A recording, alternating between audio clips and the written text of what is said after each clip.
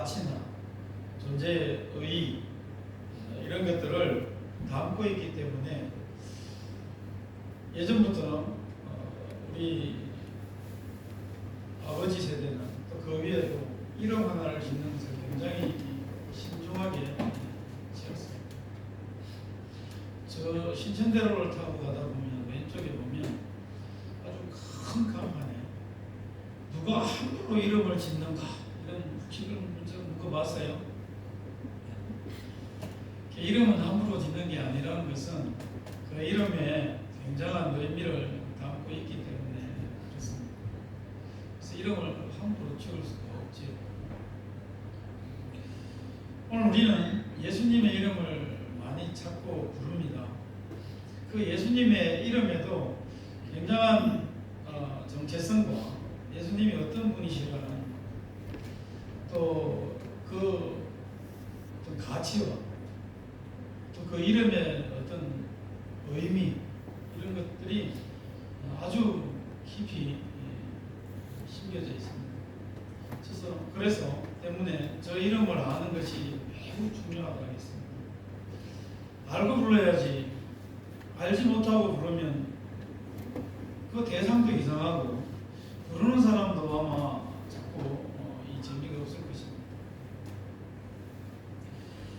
우리에게 예수님이라는 이름은 단순한 그런 호칭 이상의 굉장한 의미가 있습니다.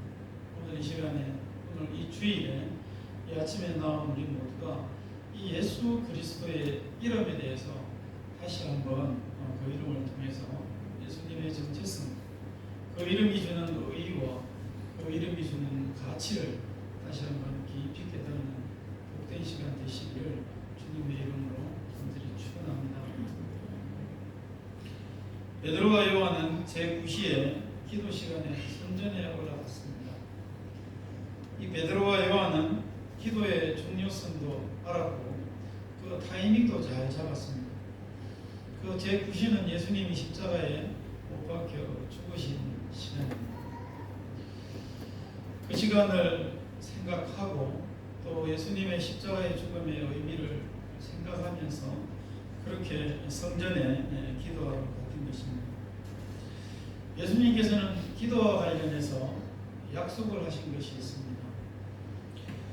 내 이름으로 무엇이든지 구하면 내게 구하면 내가 행하리라 라고 요한복음 14장 14절 통해서도 제자들에게 말씀을 하셨고 또 앞서서 누가복음 11장 9절 말씀에는 내가 또 너희에게 이르노니 구하라 그러면 너희에게 주실 것이요 찾으라 그러면 찾아낼 것이요 문을 두드리라 그러면 너희에게 열릴 것이니 하고 기도에 대해서 약속을 하시고 응답하실 것에 대해서 확신을 가지고 기도할 것을 제자들에게 가르치셨습니다.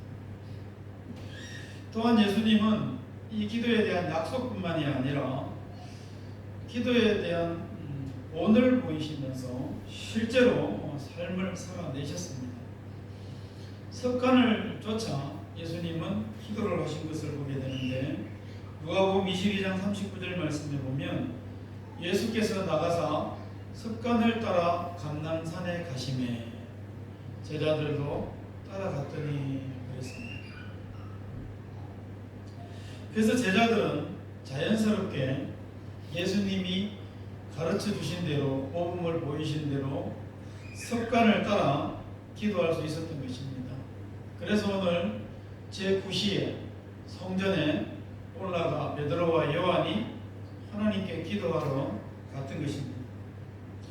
우리에게도 규칙적이고 또 꾸준한 기도의 시간이 있기를 바랍니다.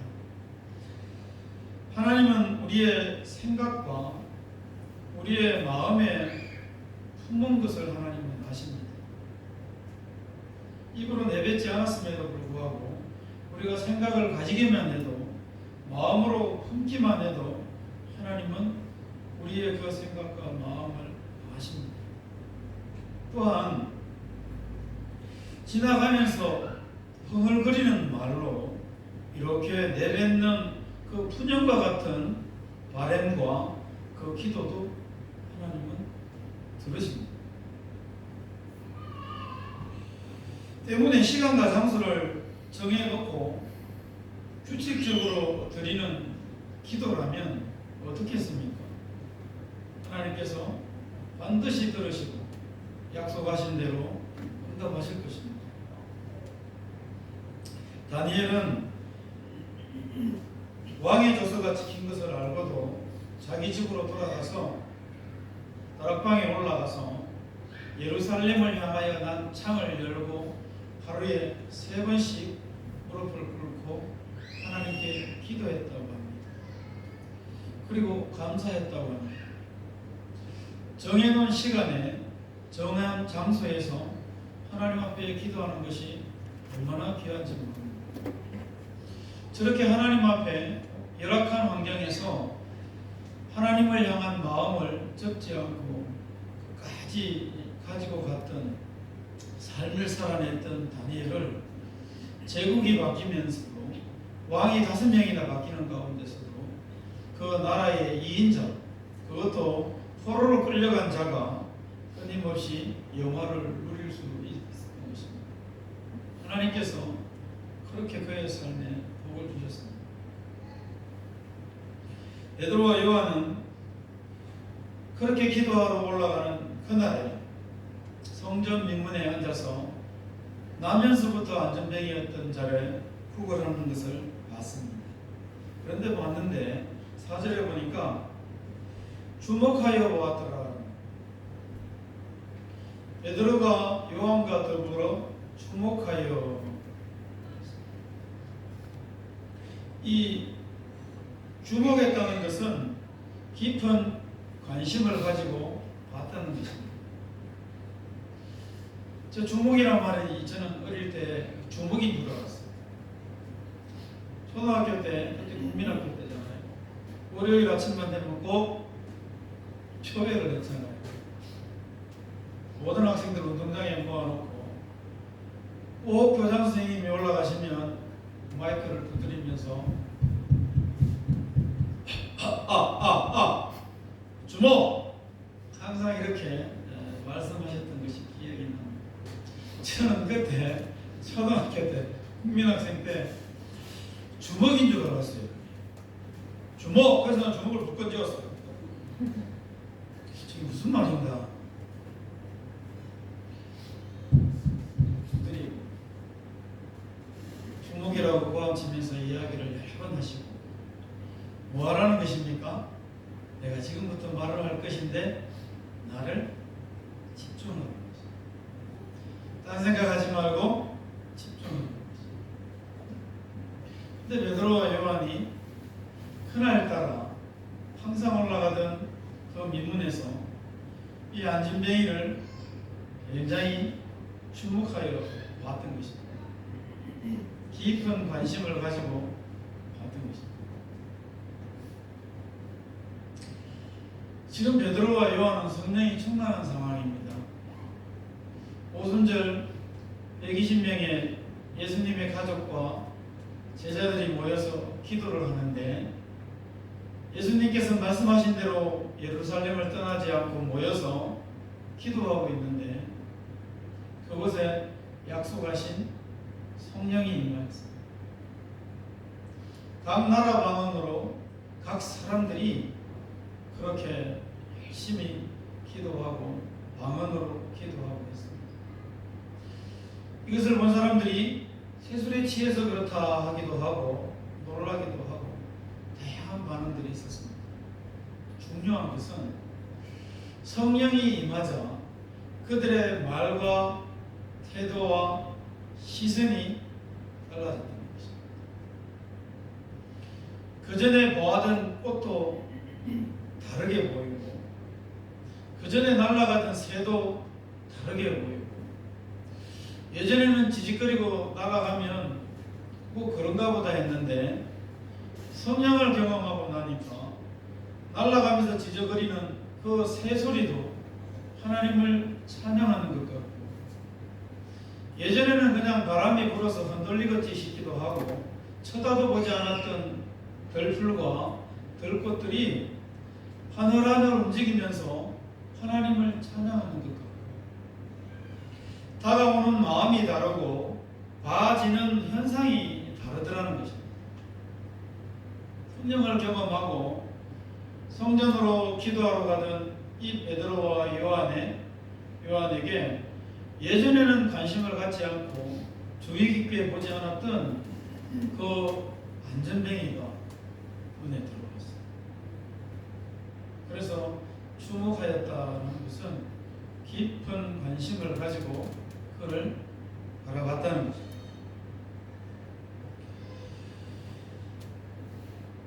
걷지 못하는 사람을 그냥 단지 구제의 대상, 불쌍히 여기는 정도, 이 정도로 이렇게 바라본 것이 아니라 저 베드로와 요한이 깊은 관심을 가지고 주목했다라는 것은 예수님의 긍휼이 필요한 영혼, 예수님의 사랑이 필요한 영혼, 그런 영혼인 것으로 알고 여기고 깊은 관심을 가지고 그를 주목하여 왔다는 것입니다. 오늘 우리가 같이 이어서 예배를 이렇게 하고 있지만 내가 굉장히 화가 난 상황에서 바라보면 그 사람이 그 사람입니다.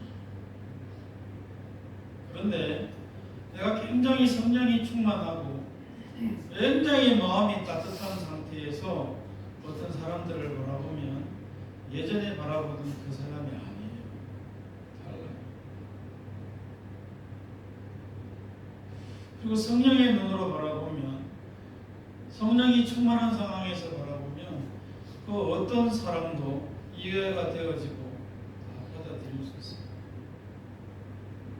이게 성령 충만의 놀라운 은혜입니다.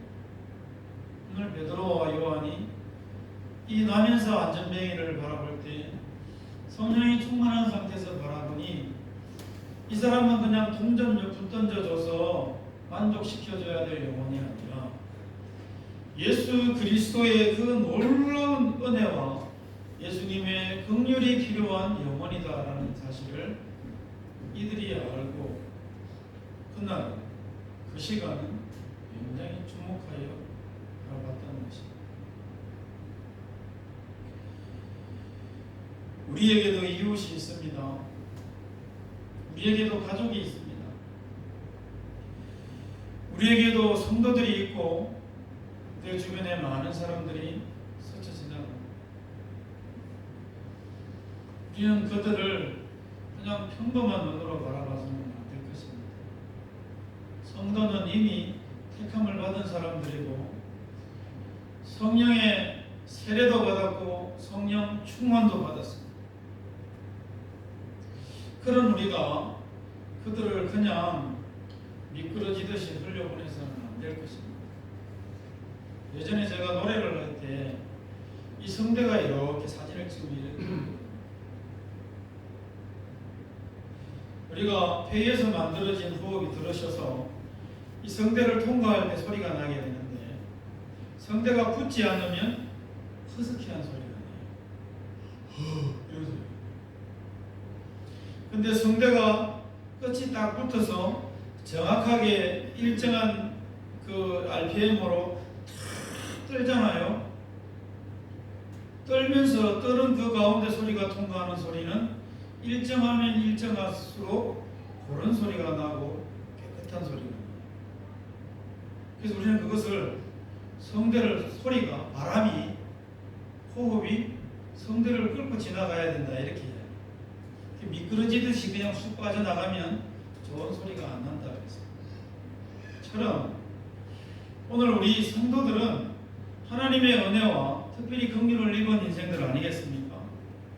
그런 우리가 그냥 미끄러지듯이 그냥 스쳐 지나가듯이 아무런 의미 없이 그렇게 관계하고 그렇게 살아가서는 안 된다는 거예요. 주목하고 또 깊은 관심을 가질 때 하나님의 긍휼이 필요한 영혼들이 눈에 들어올 것이고 하나님의 긍휼과 사랑이 필요한 자들에게 그 사랑과 긍휼을 전해줄 수도 있고 나눠줄 수도 있는 것입니다. 이것을 우리는 정인의 삶이라고 합니다. 정인의 삶. 예수님께서 말씀하셨습니다. 사도행전 1장 8절에 아직 성령이 임하시기 전인데 오직 너희에게 성령이 조금 있으면 임하실 것인데 그러면 너희가 그 성령으로 말미암아 권능을 받고 그 다음에 있잖아.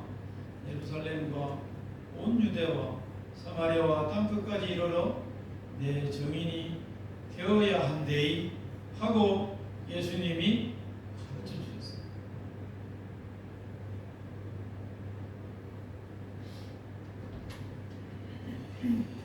한국 교회와 성도들이 회개해야 할 것 가운데 하나가 있습니다. 많은 것을 회개해야 하지만 이 권능을 받는 것에 너무나 치우치다가 보니까 정인의 삶을 살아내는 것을 소홀히 했다는 것입니다. 은혜 받고 은사 받는 것에서 굉장히 집중을 했는데 정인의 삶을 사는 것을 완전히 살아내지를 못했어요.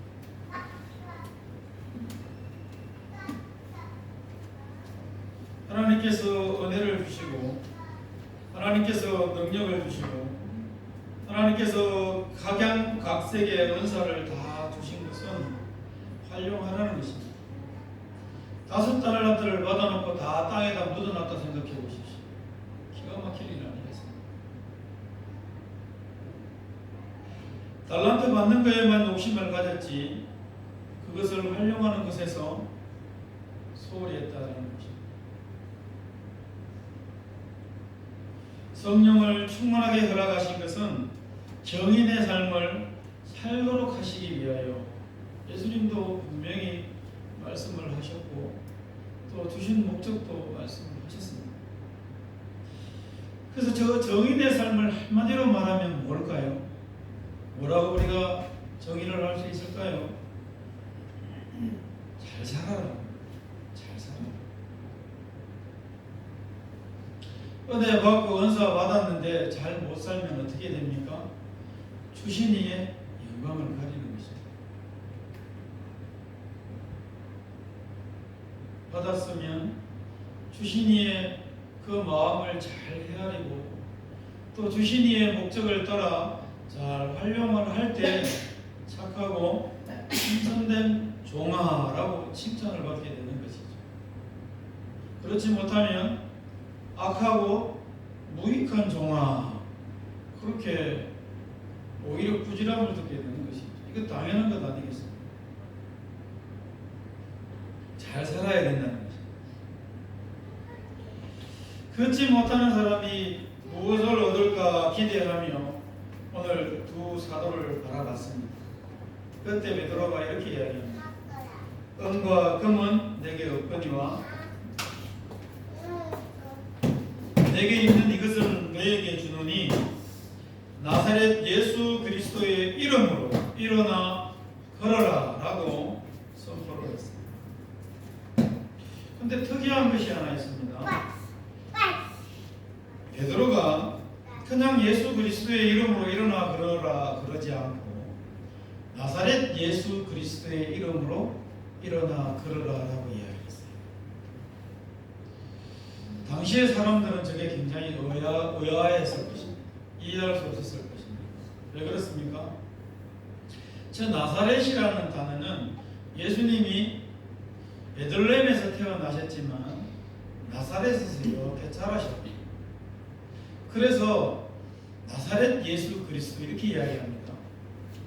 우리가 무슨 성주떼기, 점촌떼기, 오이성떼기 이렇게 이야기하잖아요. 나고 자란 곳에서 시집을 왔지만 그가 나고 자란 곳에 그 지역의 의미를 따서 오이성떼기, 상주떼기 이렇게 이야기하듯이 예수님도 나사렛에서 자라셨기 때문에 나사렛 예수 그리스도라고 이야기를 했어요. 저 나사렛은 사마리아와 그 이방 땅 사마리아도 이방 땅이지만 그 위쪽으로 그 수리아죠. 그 당시는 그렇게 접경되어 있던 갈릴리와 접경되어 있던 그런 언저리에 있던 그런 지명, 그리고 작은 마을이에요. 그런 마을의 이름을 대면서 예수 그리스도의 이름으로 그랬어요. 아직까지 잘 모르시겠지만 이 당시의 사람들은 사마리아 사람들을 굉장히 무시했습니다. 실제로 괴치고 죄송합니다. 그런데 사마리아를 넘어서 그 이방 땅, 완전히 그 이방 땅에 그 알지 못하는 작은 마을 나사렛이라고 그랬으니 저 말이 당시의 사람들은 굉장히 듣기에 거부했던 말입니다. 어디에서 그거 할 수 있느냐고요? 예수님이 세례 요한의 세례를 받으시고 빌립을 부르시고 나다나엘을 부르실 때에 빌립이 나다나엘에게 가가지고 이야기를 했습니다. 뭐라고요? 요셉의 아들 나사렛 예수 저에게 한번 가보자고 이야기했어요. 그랬더니 나다나엘이 뭐라고 빌립에게 이야기했는가 하면 나사렛에서 들어가 있잖아요. 무슨 선한 것이 날 수 있느냐 그랬어요. 나사렛이라는 동네에서는 결코 선한 것이 없다. 그러니까 나다나엘이라는 사람이 굉장히 마음이 깨끗한 사람이라고 예수님이 칭찬했거든요. 왔을 때에. 근데 그가 나사렛에 대해서 저렇게 표현을 했다라는 이야기는 나사렛에 대한 그 당시의 사람들의 인식이 굉장히 좋지 않았다는 거예요. 그런데 오늘 이 베드로가 이 안전뱅이에게 뭐라고 선포를 했는가 하면 나사렛 예수 그리스도의 이름으로 일어나 걸어라 라고 선포를 했어요. 어떤 의미가 있을까요? 이제까지는 천대받고 이제까지는 무시당하고 그렇게 별 볼 일 없는 아무 선한 것이 없는 동네 나사렛이었지만 베드로 내가 경험한 그 나사렛에서 나신 예수님은 아니더라는 거예요. 지금까지는 너희들이 그렇게 의식하고 그렇게 너희들이 생각하고 그렇게 무시하고 했지만 그러나 이제 예수님이 그 동네에서 나심으로 말미암아 이 예수님은 결코 그런 분이 아니요 나사렛이라는 이야기를 따뜻하게 이야기를 해도 전혀 부끄럽지 않고 또 무시당할 이유도 없는 그런 예수님이신 것을 이 베드로가 경험을 했기 때문에 당당하게 그에게 이야기를 했던 것입니다. 할렐루야. 내가 만약에 예수 그리스도의 놀라운 은혜와 놀라운 능력과 사랑을 경험을 했잖아요.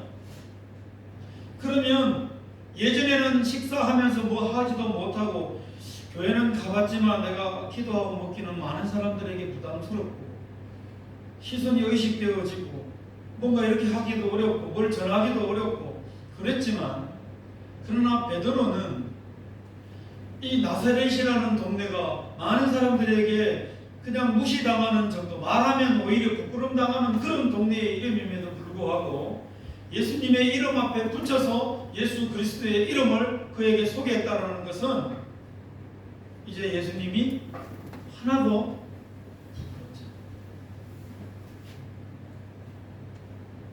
않아요. 할렐루야. 예수님이 부끄러우십니까?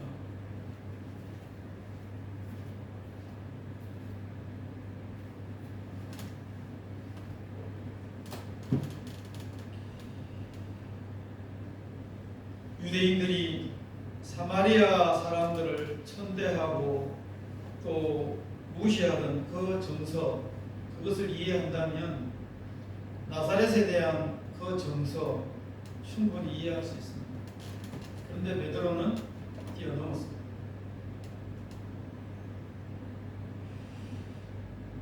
이제는 영광스럽고 자랑스러운 그런 동네요. 그곳에서 나신 예수님이신 것을 베드로가 가르친 것입니다. 나사렛에서 난 그리고 자란 예수님이 베드로에게는 자랑스러운 그래서 베드로에게 있어서 이 예수 그리스도의 이름, 나사렛에서 태어나셨지만 그 이름이 어떤 이름이요? 능력의 이름이라는 것을 베드로는 확신을 가지고 있습니다.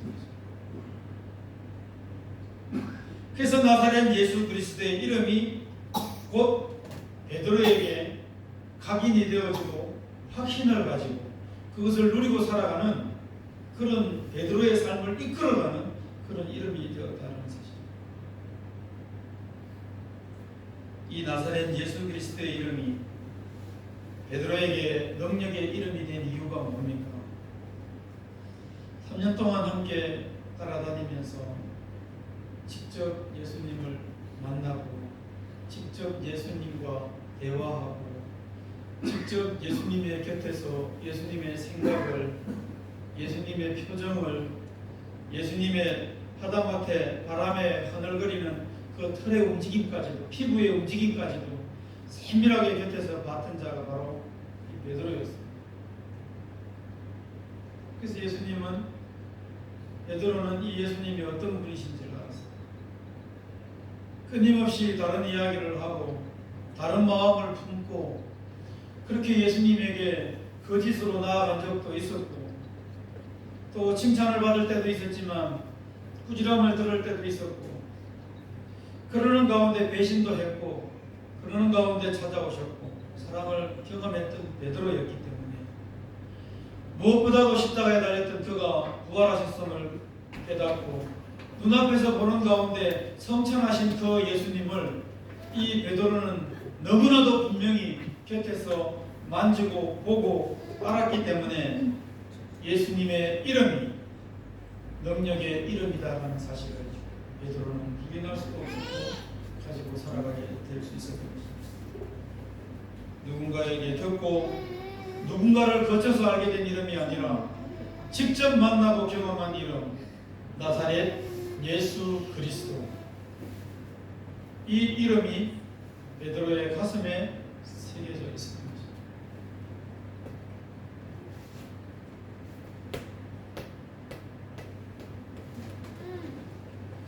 우리 모두도 이런 예수, 나를 찾아오시고 나에게 은혜를 베풀어 주신 그 예수, 짐승과 같은 삶을 살아갔던 그런 나에게 자녀의 삶을 허락하시고 믿음의 길을 걸어가도록 은혜를 베풀어 주신 그 이름 예수, 그 이름이 가슴에 정확하게 각인되어지고 새겨져서 살아가시는 은혜가 있으시기를 주님의 이름으로 축원합니다. 축원합니다. 아멘. 베드로가 걷지 못하는 사람의 손을 오른손을 잡아 일으켰습니다. 그가 발과 발목에 힘을 얻었습니다. 어쨌더니 걷기도 하고 뛰기도 하며 또 하나님을 찬양하는 것입니다. 이 당시에 나병이나 또 이렇게 장애를 가진 이런 사람들은 인식이 그랬어요.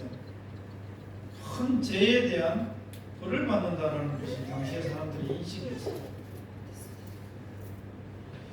때문에 장애를 가진 사람은 오늘 이 안전병이처럼 구걸을 하는 것 외에는 생계를 이어갈 다른 방법이 없었습니다.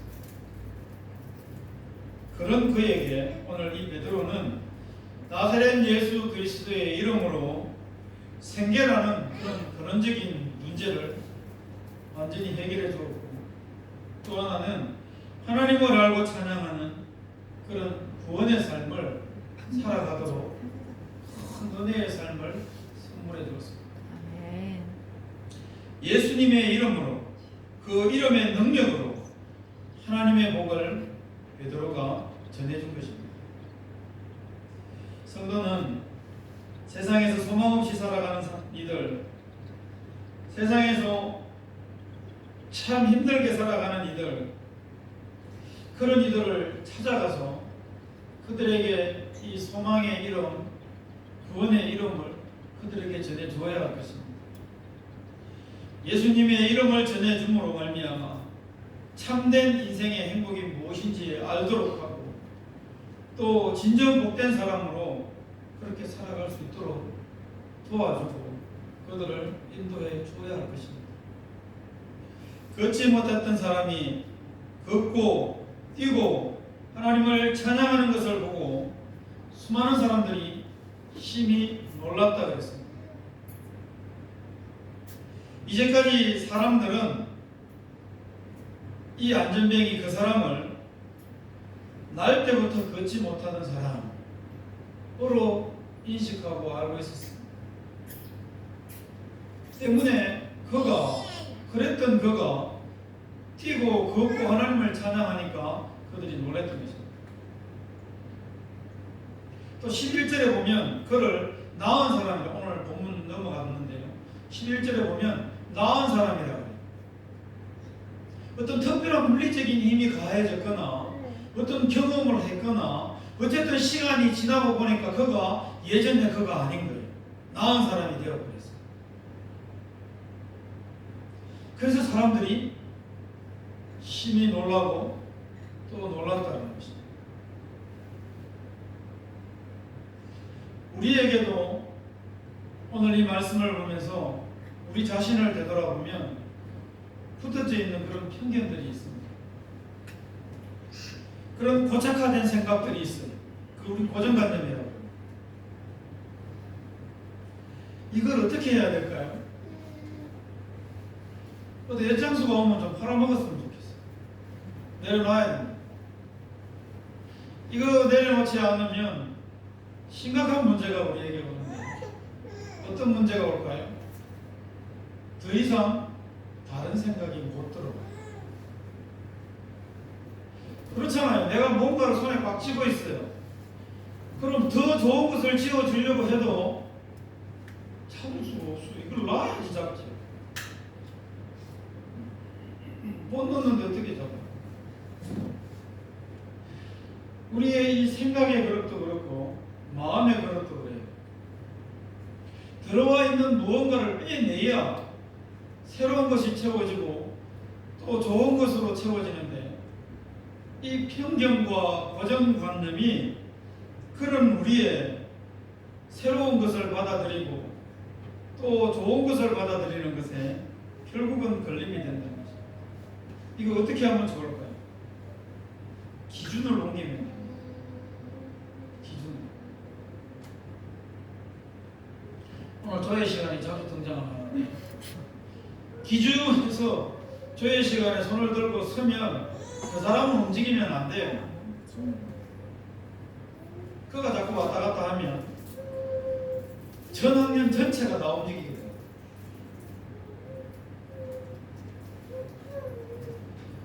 기준을 옮기면 되는데 어떻게 하면 옮겨지나요?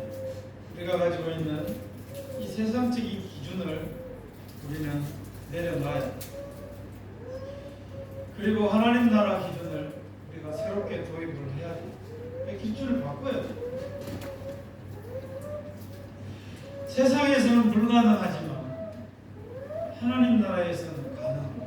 얼마나 많은지 모릅니다. 예를 들어 저 문을 나가는데 한 대 맞았어요. 어떻게 될까요? 세상대로라면 때려야 되죠. 때릴 때는 기분 좋은 줄 몰라도 맞을 때는 아파.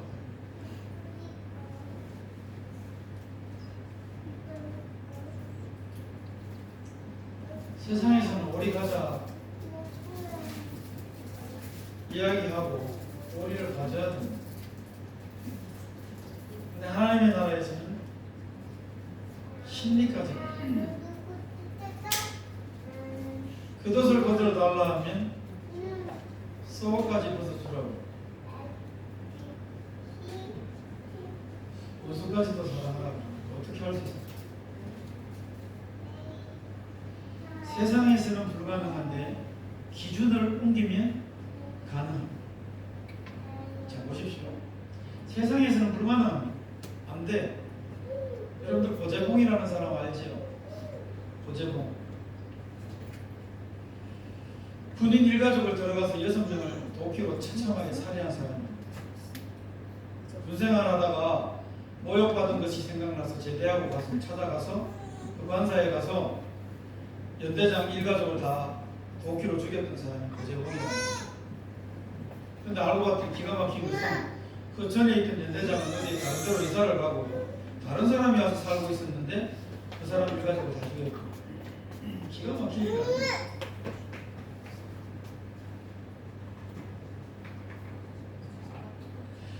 그랬던 그를 수많은 사람들이 재판장에서도 사형을 의도하고 청송교도소에 갇혀 있었습니다. 많은 사람들이 죽여야 됩니다. 사형시키고 빨리 사형시키고 그런 사람들은 안 된다. 근데 세상 기준으로 보면 그 사람은 죽음 마땅합니다. 근데 하나님의 나라 기준으로 보는 한 사람이 있었어요. 하나님께서 특별히 임하셨겠죠. 인천 주한 장로교회 한 여집사입니다. 그는 청송까지 찾아왔어요.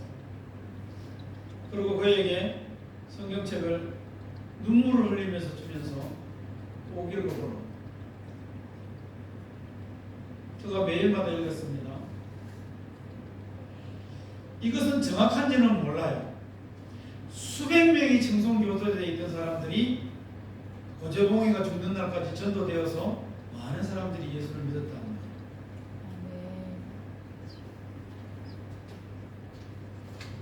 세상의 기준으로 보면 불가능해요.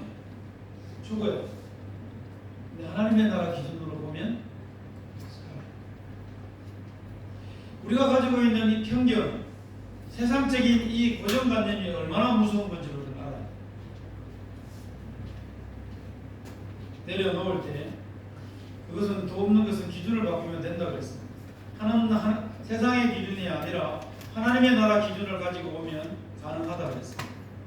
바꿀 때에 이 땅에서, 이 세상에서 경험하지 못하는 놀라운 일을 우리가 경험하게 될 것입니다. 이게 하나님께서 보여주신 것이고 이 땅에 오셔서 직접 예수님께서 보여주신 거예요. 어떻게 죄인 되고 원수된 이 인간들을 위해서 생명을 바칠 수가 있겠습니까? 근데 내놓았더니 세상의 편견과 고정관념, 그 모든 세상의 기준을 내려놓았더니 하나님은 저렇게 하실 수 없는 것이 우리 세상의 고정관념이에요. 인간도 저렇게 할 수 없어. 그런데 신이 와서 우리를 위하여 십자가에 달려 죽으신다고? 있을 수 없는 일이에요. 이게 우리가 가지고 있는 세상적인 기준이고 고정관념이에요. 그거 하나님께서 오셔서 뭐 하셨습니까? 타파하셨어요. 부수셨어요.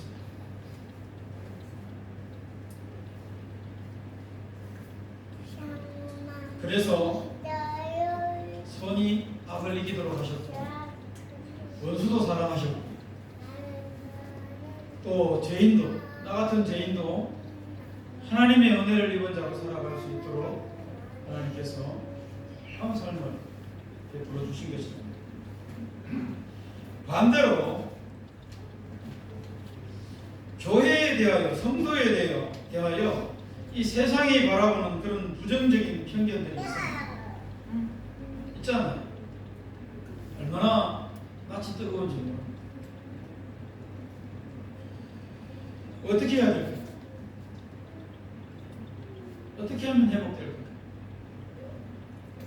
우리가 정체성을 회복해야 합니다. 교회는 교회다워야 하고 성도는 성도다워야 해요. 다움이라는 것이 우리에게 와야 돼요. 그런 삶이 우리에게 와야 된다는 것입니다. 교회로서의 정체성, 성도로서의 정체성, 이거 우리가 분명히 회복해야 해요. 그럴 때 교회다움이 나타날 것이고 성도다움이 나타날 것이고 세상이 교회와 성도를 바라보는 그 시각이 달라지게 될 것입니다. 베드로는 예나 지금이나 최고의 가치로 여겨지던 은과 금이 아닌 뭐를 가지고 있었다고 이야기했습니까? 예수님의 이름을 그가 소유하고 가지고 있었습니다. 그리고 그 이름의 능력과 가치를 나면서부터 안전병이었던 자에게도 나타내고 드러내고 또 그 상황을 지켜본 수많은 사람들에게도 그 가치를 드러냈습니다. 예수님의 이름의 그 의미와 의의와 가치를 드러냈다는 것입니다. 은과 금으로 하지 않았습니다. 은과 금은 세상에서 가장 귀하게 여기는 것인데 우리가 귀하게 여기는 것이 뭐가 있을까요? 아마 뭐 학연, 지연, 그런 배경들, 스펙들, 아니면 재물, 명예, 권력, 힘들 아닙니다. 그걸로 너 일어나라 하지 않았습니다. 하나님 나라 기준으로 하나님 나라의 역사로 예수님이 이 땅에 오셔서 보여주신 그 능력으로 예수의 이름으로 이 안전뱅이를 이루었습니다. 나에게는 아무것도 없는데 내가 뭐 어떻게 해서 나의 정체성을 나타내고 내가 세상 사람들의 편견과 고정관념을 바꾸고 또 내가 뭐 어떻게 해야 할 수 있습니까? 뭐 있어야 되는 거 아닙니까? 돈이 있어야지 뭐 교회 나 이런 사람 많이 봤어. 예수님도 그러시지 않았고 이 교회가 그래서는 안 되는 거예요.